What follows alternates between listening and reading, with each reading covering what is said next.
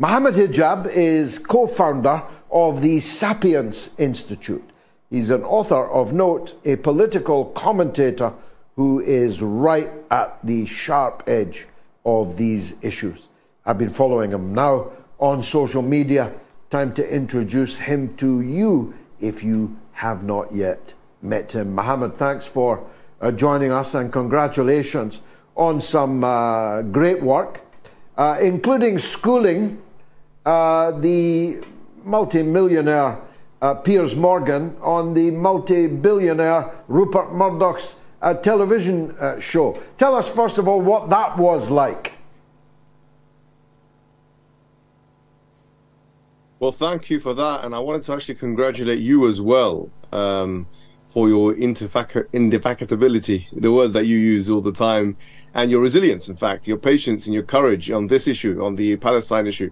I think that the community has noted, that you have been a close ally on these matters, and we really respect your work on the Palestine issue. I think that your work in the last 20 years is probably, in the United Kingdom context, the most notable work, and your resilience and strength against some of the far-right elements of our society has also been noteworthy. So I wanted to put that to you.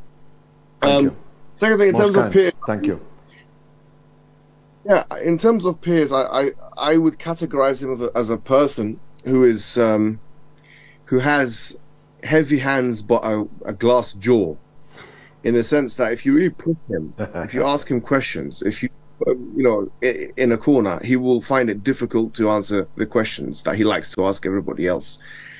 And the reason for that is simply because he doesn't actually have. He's not morally consistent. He's only strategically consistent. You mentioned yourself his kind of connections with Rupert Murdoch and all these kinds of organizations that he's worked with.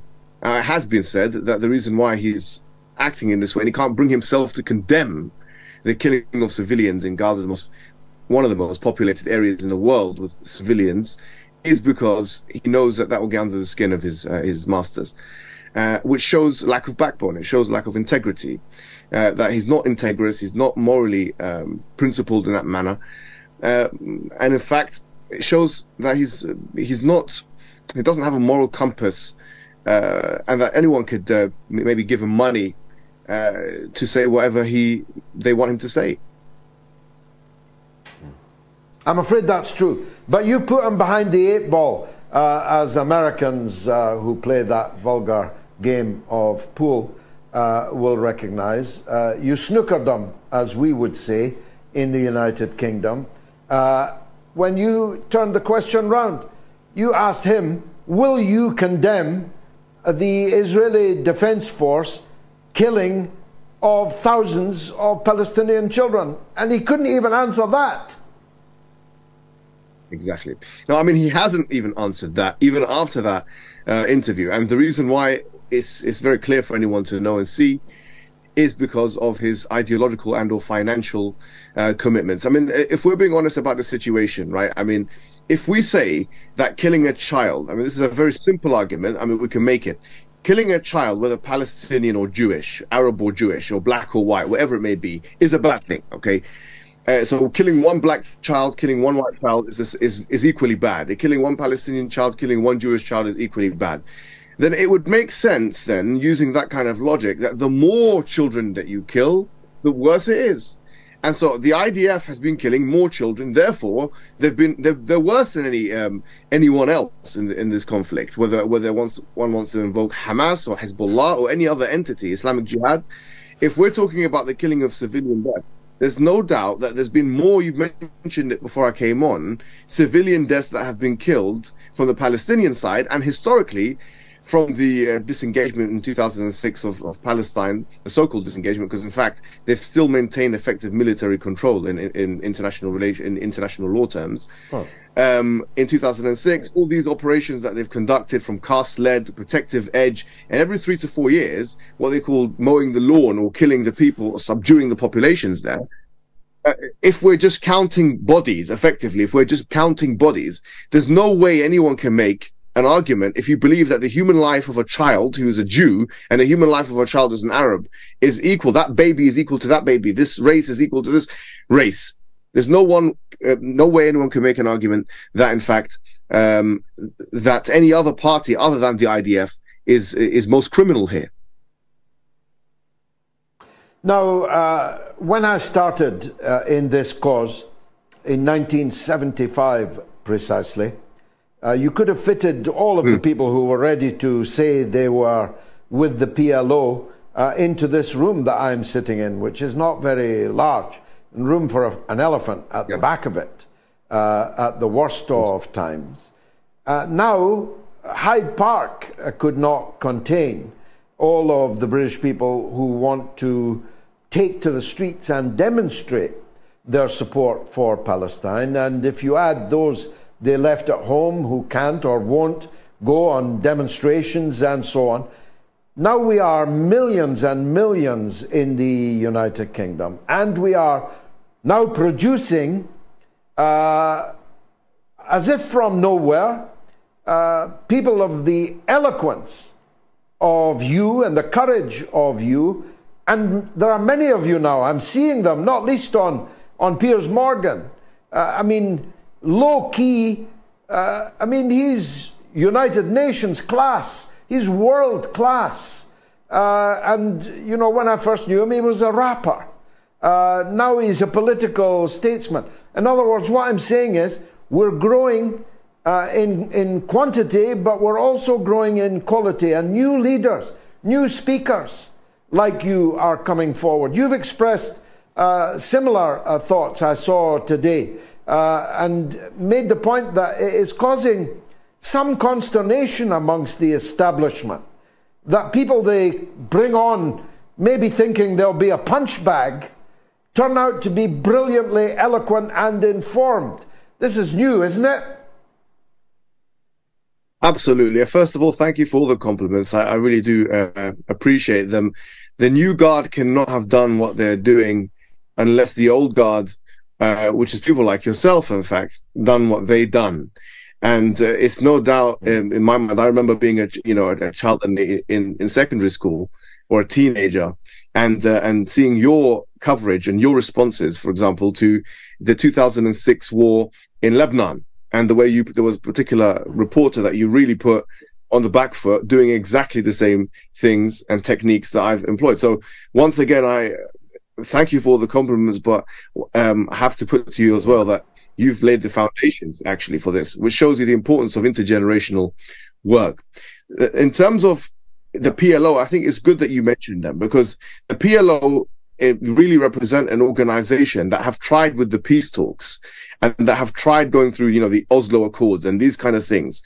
And lo and behold, what we're finding is that the Palestinian issue, even though there've been non-violent attempts to try and resolve the situation, have not found resolutions. I mean, we talk about the Oslo Accords, but people don't realize, because now Hamas, for example, is being used as a scapegoat, that there are, for example, the West Bank is bereft of Hamas. There is no Hamas in the West Bank. They have no effect there at all. And yet, and we have the Palestinian Authority there, which the PLO was part of and then became the PA. Still, you have 44 children being killed in this year alone, according to UN reports, children before the conflict emerged. And so what we're seeing is Palestinian life is being cheapened by people in this country. It's being seen as lesser than, and in fact, I think this is what we're facing. We're facing, actually, you talked about race before you came on. There was a segment talking about your own anti-racial politics.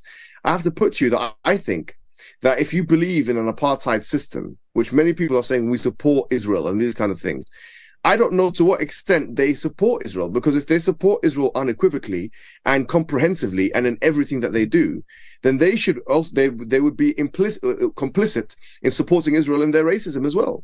I mean, it's an apartheid system, not just according to Human Rights Watch and B'Tselem and Amnesty International and even bodies of the UN.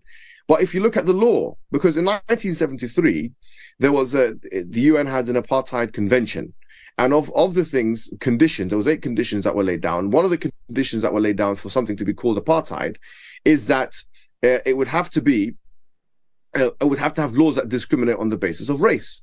If one just takes one example, which is the right of return law, the Aliyah, it effectively says you have the right to return if you're a Jew, okay? And if you convert, by the way, to Christianity or to Islam, that right of return is actually is relinquished or is rescinded or whatever it may be. And so you lose the right to return if you convert. This is just this example alone, which no one can deny because it's entrenched within the statute books of Israeli law. This example alone, it shows you clearly that Israel is an apartheid state, just in the same way as South Africa was. And in fact, there's a very good book that was written on this topic about the secret allegiance between South Africa and Israel. The point being here is that you have people like Piers Morgan who claim to be anti-racist. You have people across the political spectrum who claim to be racist, but then they talk about supporting Israel unequivocally. And I don't see how that actually works. How does it work when you've got communities of people, Palestinian people, who are being imprisoned in the West Bank without any? You got 1,000 children in prisons in the West Bank.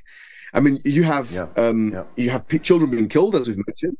We have Gaza, we have the blockade going on, and there's a reason why Gaza and the West Bank are not part of an Israeli state. Not that we're proposing a one-state solution, but this should be put on the table that if Gaza with a 2.2 million population and the West Bank with a 3.2 million population of Arabs were consumed into an Israeli state, you'd have a majority of Arabs actually in Israel. And if you have a Knesset which has a PR system with proportional representation, then they couldn't do this. So in order to try and subjugate the Palestinians, they can't have them as part of the state. They can't have a two-state solution. So they effectively have to have them between two situations. Situation A is they can't be part of the state, and situation B is they can't have their own statehood. So here, this is, if not apartheid, even worse than actually apartheid, because I don't think South Africa had this state of affairs where 10,000 people were killed in 22 days in this way. And so people that are on this side of history, that they're talking about supporting Israel's right to defend itself, and that's all they're talking about, and they won't even bring themselves like peers to condemn Israel.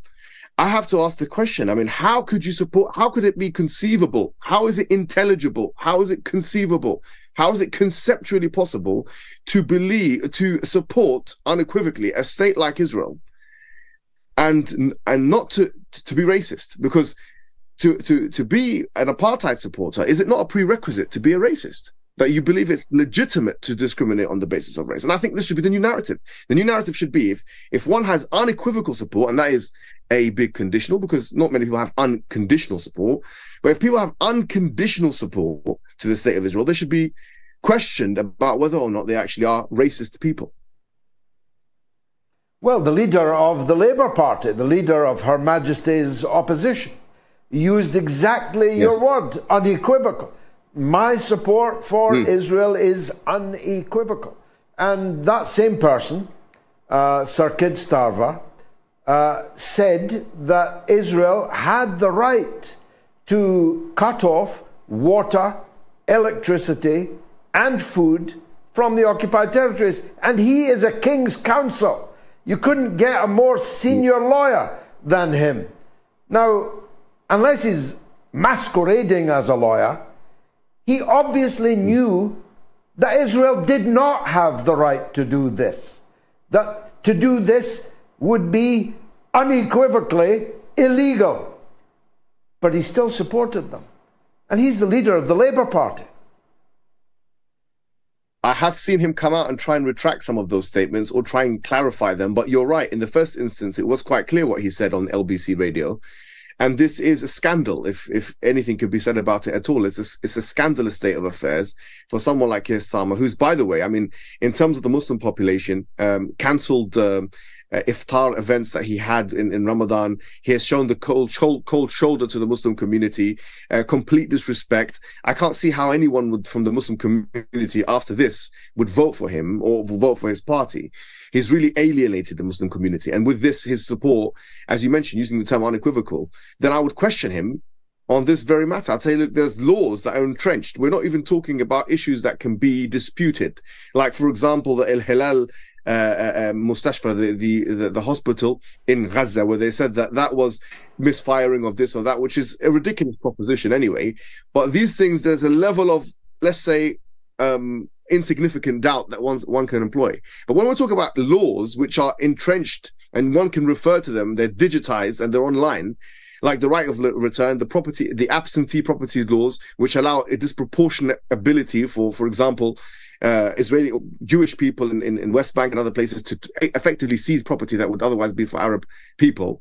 There's settlements and these kind of things which have been consistently said to be against international law. And then after that, the killing of civilians and the war crimes that have been committed, which go against Geneva 4, which go against all kinds of principles in international law. If people can't speak up about these kind of things, we must question their integrity. We must question whether or not they're racist. Because as I say, I want to know how it's possible if apartheid is defined as discrimination, or at least a prerequisite of it is discrimination based on race. How could it be possible for a people to support a state which is effectively an apartheid state without having as a prerequisite of that a legitimization of racial politics or racism in politics or racism in law? So they should be questioned, and I think this is a way in which we will separate the men from the boys directly. I mean, how do you support these apartheid laws, or do you condemn them? And that's another question we can ask them. Do you support the right of return, which is only for Jewish? Do you support the laws on, for example, property, which are discriminatory to Arabs? Do you support the settlements? Do you support the war crimes? Because once again, all these things show that the international establishment is moving towards racism, effectively, which is cheapening the lives of the Palestinian people comparative to Jewish people. And this is, I think, it's actually scandalous. Mohammed Hijab, you've been marvellous. I knew you would be. Thanks for joining us on the mother of all talk shows.